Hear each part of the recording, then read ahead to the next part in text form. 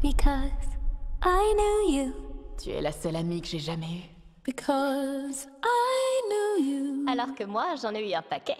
I have been changed for good. Mais une seule a compté.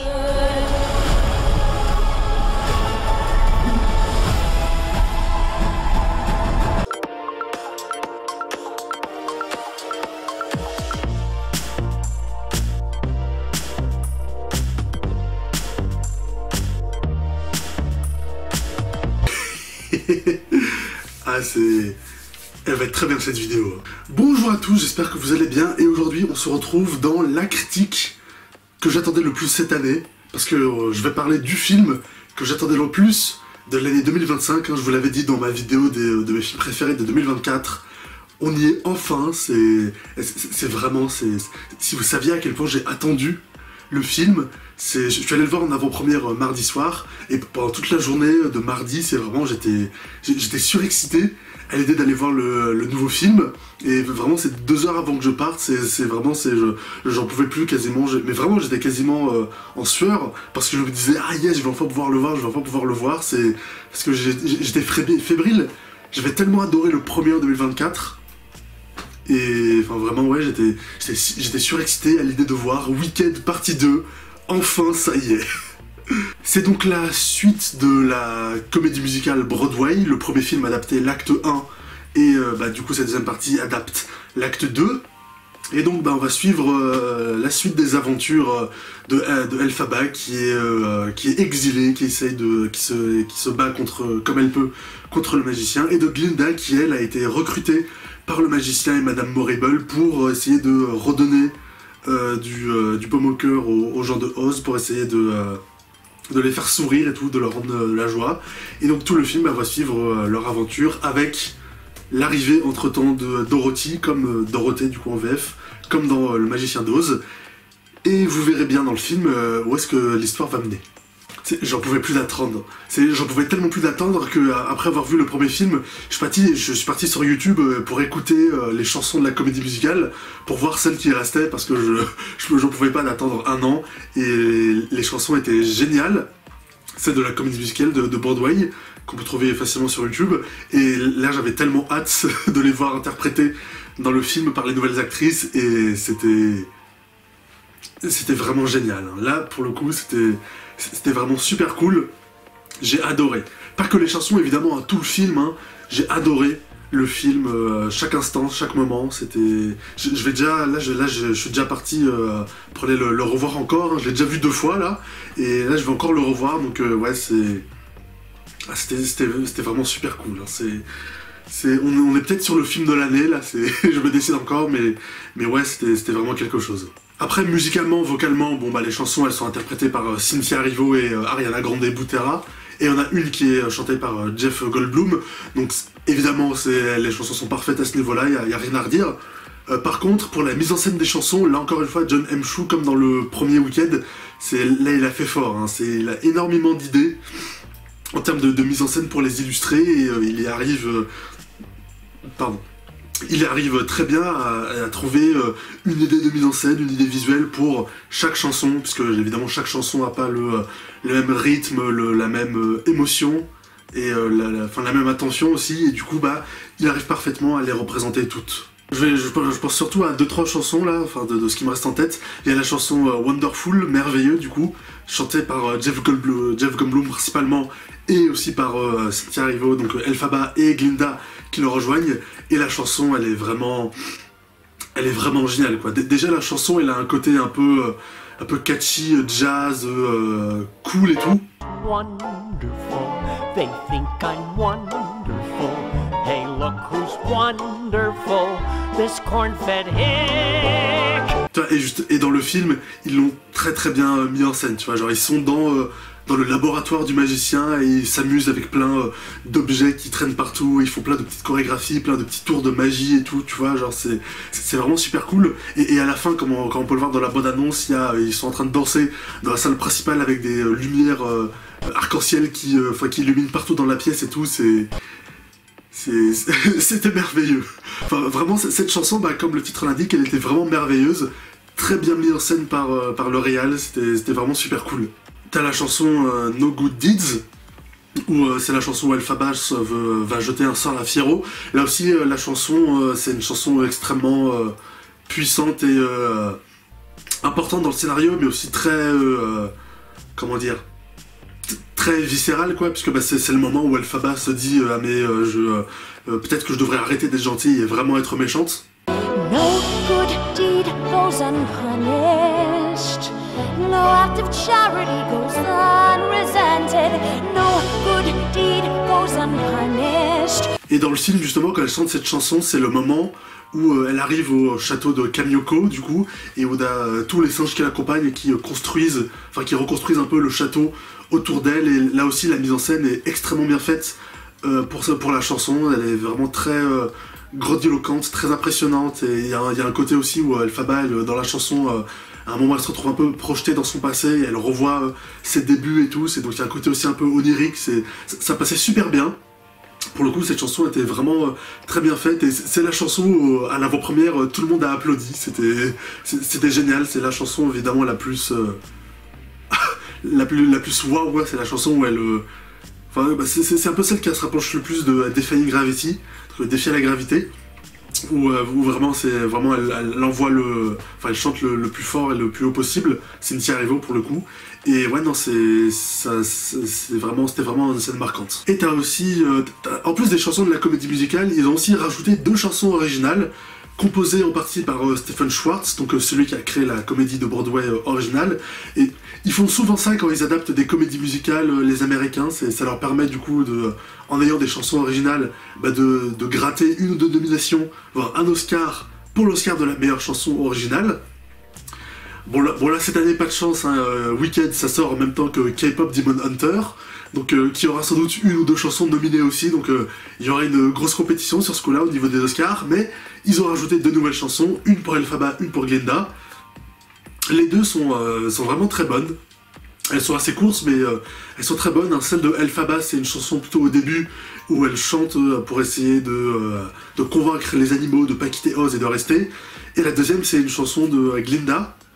C'est la fille dans sa bulle, Girl in a Bubble, je crois. Et c'est une chanson où elle se remet en question après avoir vu tous les habitants d'Oz partir contre Elphaba. Et la chanson est super bien pour le coup, même si elle a été composée 20 ans après la comédie musicale originale, elle s'intègre bien dans la narration, et elle s'intègre bien avec les autres chansons, hein, pour le coup. Pour le coup, si tu sais pas que cette chanson-là est originale et a été composée pour le film, bah tu le remarques pas, hein, parce que elle dénote pas du tout par rapport aux celles des autres, enfin par rapport aux autres chansons originales. C'est évidemment parce que bah elle a été composée par le Stephen Schwartz, comme j'ai dit, qui a fait la comédie originale de base. La chanson est super cool, et elle est aussi très bien mise en scène, parce que c'est la scène où Glinda se remet en question et se regarde beaucoup dans le miroir. Et donc bah, dans cette chanson, il va y avoir beaucoup de mise en scène par rapport au miroir, justement, où la caméra va rentrer dans les miroirs, enfin on va filmer le reflet de Glinda qui se regarde dans le miroir, puis la caméra va rentrer dans le miroir, et il y a des fois aussi où ça va ressortir du miroir, et ça va faire un peu des plans séquences et tout. La scène aussi est vraiment très bien pensée, très bien faite, et très belle, hein, ça marchait vraiment très bien. On n'avait pas des idées de mise en scène comme ça dans La La Land, hein, bref. Mais toutes les chansons en général sont vraiment très bien faites dans le film, très bien chantées évidemment, et ça marche vraiment très très bien, quoi. J'ai bien aimé aussi toute la construction du film, qui se fait un peu en miroir du premier, hein. C'est dans le premier film, vous savez, on commençait avec l'enfance d'Elphaba, où on voyait comment elle était quand elle était petite, et bah là au début de ce deuxième film, on a cette fois-ci rapidement l'enfance de Glinda, où on voit un petit peu comment elle était quand elle était petite, qu'est-ce qu'elle voulait être, qu'est-ce qu'elle voulait faire, son rapport aux autres et tout, et ça va avoir aussi son importance, puisque elle va pas mal se remettre en question dans le film. Et du coup j'ai bien aimé les parallèles comme ça. Pareil, t'as aussi la scène du mariage, où t'as Fiyero qui s'en va avec Elphaba, et dans cette scène-là, t'as Glinda qui cette fois-ci va chanter I'm not that girl, donc je n'ai pas son cœur. Et du coup, ça répond au premier film, parce que dans le premier film, c'était Elphaba qui voyait Fiyero partir avec Glinda, et c'est elle qui chantait cette chanson. Et donc là, du coup, c'est l'inverse, ça marche bien. Et pareil, la fin aussi du film ressemble pas mal à celle du premier film, quand elle chantait Defying Gravity, donc Défier la gravité.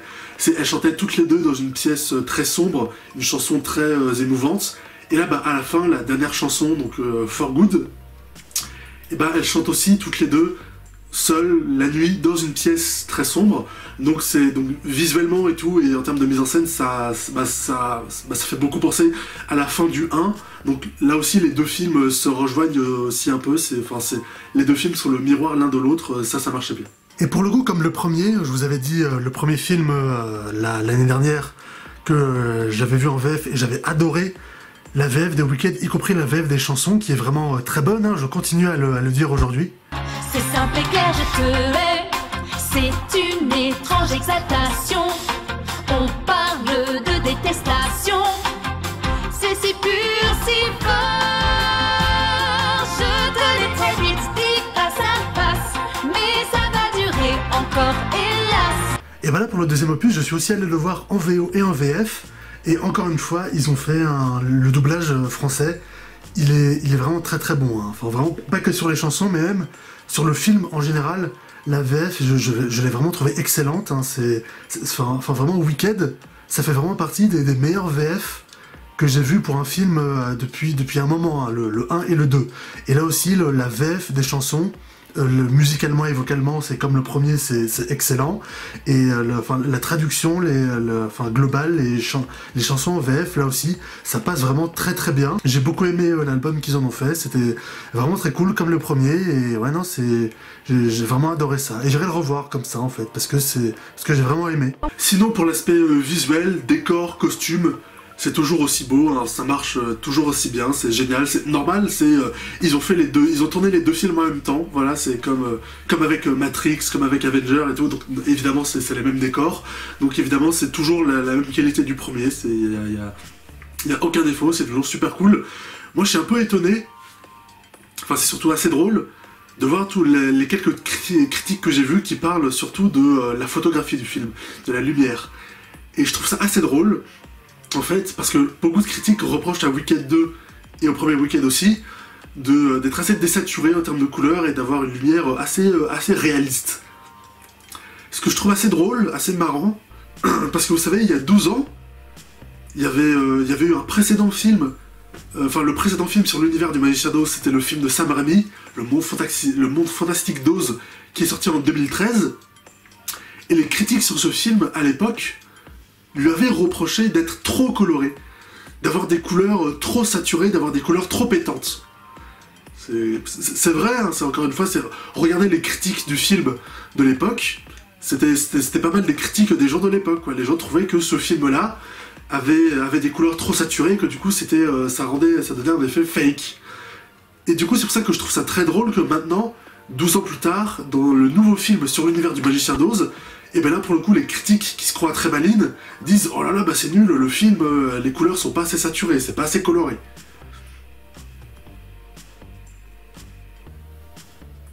Vous avez pas dit ça pour le film de Sam Raimi il y a 13 ans, hein.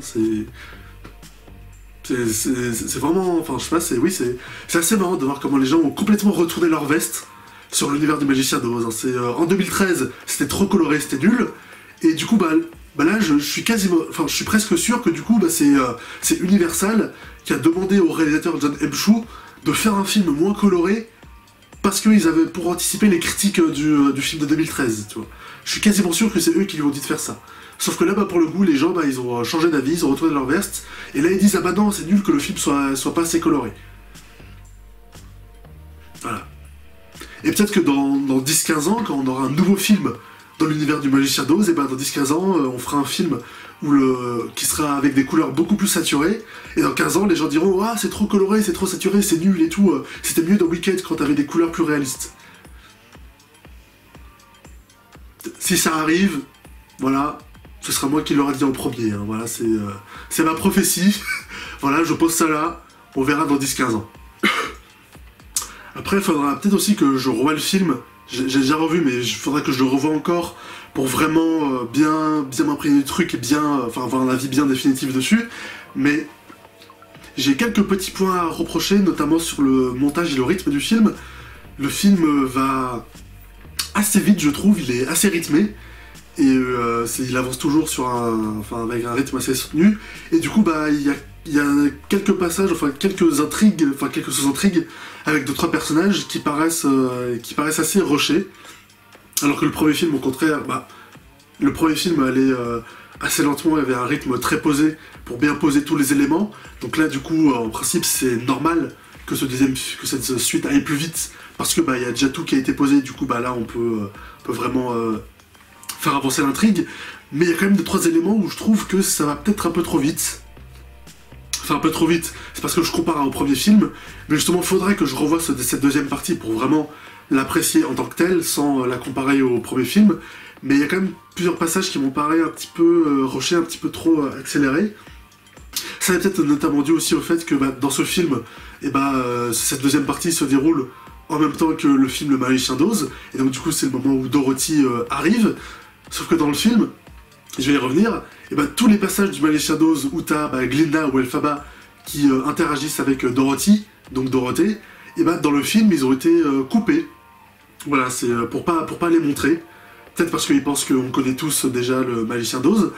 Mais du coup, comme ils coupent littéralement tous les passages où ils interagissent avec Dorothée, et bah du coup ça crée vraiment des coupes dans l'histoire. Tu vois, genre le film avance, et après hop, il y a une grosse coupe, et on passe tout de suite après à la suite, tu vois. Enfin, tu vois qu'ils ont coupé un truc, du coup, tu comprends qu'ils aient pas eu envie de refaire les mêmes scènes du Magicien d'Oz que pas mal de gens connaissent, surtout que ça aurait rajouté en plus 20 minutes de film, et le film dure déjà 2h17, donc ça aurait fait 2h37, 2h40 quasiment, donc tu comprends qu'il s'est pas voulu les refaire, mais du coup, ça fait vraiment des coupes dans l'histoire et tu les vois, en fait. Après, comme je l'ai dit, il faudrait que je le revoie pour vraiment m'adapter au rythme du film, enfin de ce film-là, sans le comparer au premier.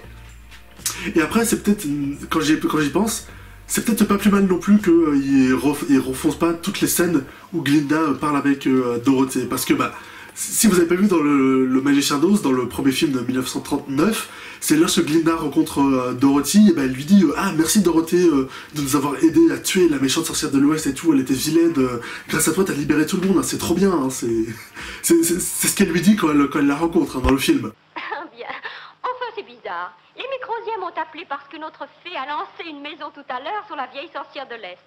Je vois la maison, et je vous vois, et ça c'est tout ce qui reste de la méchante sorcière de l'Est. Ce sont les Microsiens. Ça les amuse parce que je suis un peu sorcière. Je suis Glinda, je suis la fée du Nord. Une fée? Oh, je vous demande pardon, mais je ne savais pas qu'il pouvait y avoir d'aussi belles sorcières. Ce sont les méchantes fées qui sont laides. Ouais, donc c'est pas plus mal s'ils ont enlevé cette scène, surtout que dans le film, juste après, t'as Elphaba qui arrive pour se recueillir sur les restes de sa sœur morte, donc c'est...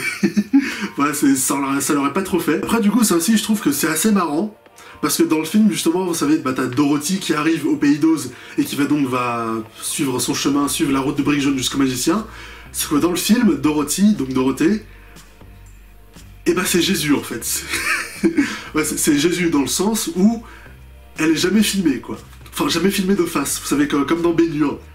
Vous savez, Ben-Hur, c'est, pour ceux qui l'ont pas vu, c'est un péplum qui se déroule pendant la Rome antique, à l'époque où Jésus était né, et sauf que le film a été tourné dans les années 50, et à l'époque, dans les années 50, on n'osait pas montrer le visage de Jésus au cinéma. Et donc du coup, dans toutes les scènes où t'as le héros, donc Ben-Hur, tous les moments où il va croiser Jésus, et à chaque fois Jésus sera toujours de dos, au mieux, et on verra jamais son visage en fait. Et là du coup dans Wicked c'est pareil en fait, c'est Dorothée, on la voit toujours de dos, ou alors on voit que ses pieds, ou alors elle passe très rapidement devant la caméra et t'as pas le temps de voir son visage, et du coup elle est un peu traitée comme Jésus la meuf quoi, genre c'est le personnage iconique du film quoi, tu vois, genre faut surtout pas la montrer, je sais pas c'était quoi leur réflexion derrière, mais moi c'est le premier truc auquel j'ai pensé quand j'ai vu le film quoi, c'est le personnage mythique et tout, comme Jésus, c'est Judy Garland, faut surtout pas la montrer et tout, c'est... Enfin voilà, moi j'ai trouvé ça un peu marrant comment ils l'ont fait. Mais sinon ouais, pour conclure, le film était vraiment au top. C'était magnifique, les actrices étaient magnifiques, les acteurs étaient magnifiques, les chansons étaient géniales, les décors, les costumes, le visuel c'était super, les effets spéciaux étaient super, la mise en scène était géniale et... Ah non, tout était génial, hein. J'ai été ému. Spartan, Jerry, c'est surtout la scène où t'as la baston entre Elphaba et Glinda, voilà, la baston de meuf, entre guillemets, parce que Glinda c'est pas du tout se battre et ça devient un combat complètement ridicule, c'était hilarant, c'était génial comme scène, mais ouais voilà, quoi, c'est comme le premier, le film m'a fait ressentir beaucoup d'émotions, j'ai adoré le voir, c'était super cool et je suis déjà parti pour le revoir peut-être 5 fois comme le premier, hein, on sait jamais, mais ouais non c'était vraiment super cool, hein, on a attendu 1 an et j'ai pas été déçu. Non voilà, c'était super cool, une super fin d'année 2025, surtout que cette année 2025 en termes de cinéma, elle a été un peu plus morne, faut pas se mentir, hein. Blockbuster, tout ça, film français, c'était un peu plus plat moyen cette année. Bon là il y a Wicked 2, il y a aussi Avatar 3 qui va sortir à la fin de l'année, donc on va finir l'année sur une bonne note au moins. Et là Wicked 2, on finit sur une très très bonne note cette année 2025, c'était vraiment bien. Et voilà, c'est la fin de ma critique sur Wicked partie 2, allez le voir. Voilà, si vous avez vu le premier, allez le voir, vous serez pas déçus. Si vous n'avez pas vu le premier, allez voir quand même le deuxième, hein, c'est génial. C'était vraiment super cool, hein, d'ailleurs, c'est que quand je suis allé à l'avant-première, c'est en sortant du film, dans le métro, j'ai croisé plusieurs filles qui elles aussi étaient à l'avant-première et je les entendais parler du film, elles disaient « Ah waouh, c'était génial et tout, c'est trop bien, Wicked c'est la vie ». Je vais pas les contredire. Voilà, donc allez le voir, c'était génial. Et n'hésitez pas à me dire dans les commentaires ce que vous avez pensé du film, si vous l'avez vu, ou de mon avis. Voilà. N'hésitez pas à liker la vidéo si ça vous a plu et à la partager sur les réseaux sociaux. Et abonnez-vous à ma chaîne YouTube pour ne pas manquer mes prochaines vidéos. Salut!